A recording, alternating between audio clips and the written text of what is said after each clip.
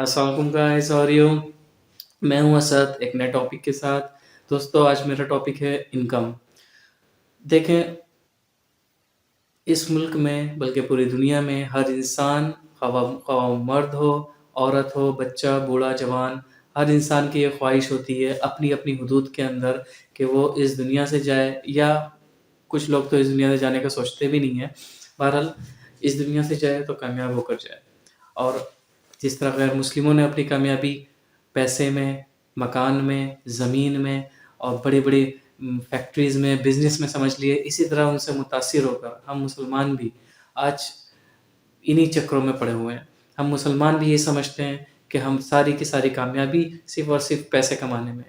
پیسہ کمانا ضروری ہے اپنی ضروریات کو پورا کرنے کے لیے، اپنے فیوچر میں، مستقبل میں، آنے والے جو بھی مشکلات ہوتی ہیں، جو بھی ضروریات ہوتی ہیں، اس کو پورا کرنے کے لیے، اور بزنس کرنے کے لیے تجارت کرنا بھی ضروری ہے، جاب کرنا بھی ضروری ہے۔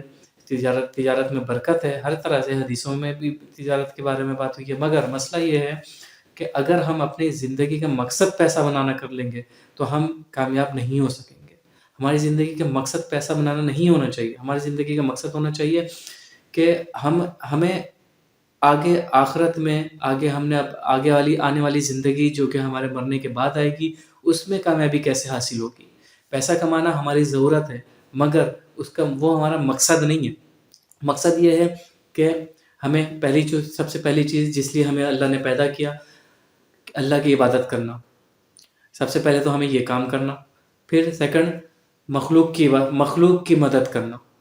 یہ دو کام انتہائی ضروری ہے، جس میں معاشرت بھی آتی ہے، جس میں اخلاقیات بھی آتی ہے، جس میں معیشت بھی آتی ہے، بہت ساری چیزیں انوالو ہوتی ہیں۔ مقصد ہمارا یہ ہونا چاہیے، اس مقصد کے لیے پیسے کمائیں، دوسروں کی مدد بھی کریں، اپنی ضروریات بھی پوری کریں۔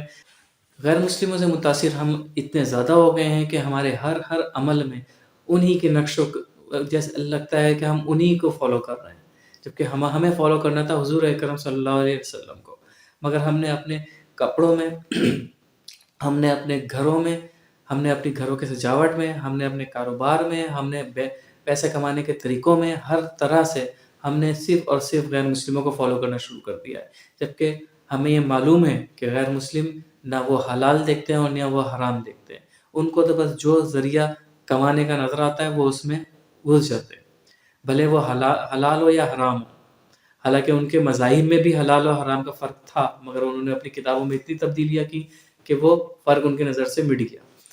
ہم بھی ان سے متاثر ہو کر ہمیشہ ہم میں سے اکثریت کسی چیز کو برا سمجھتی نہیں، حلال کو حلال نہیں جانتی، حرام کو حرام نہیں جانتی، پر ان کا مقصد ہوتا ہے کہ پیسہ کمانا ہے۔ اور چاہے وہ کسی بھی قسم کی جاب ہو، چاہے وہ کسی بھی قسم کا کاروبار ہو، ہم اس میں لگے ہوئے ہیں۔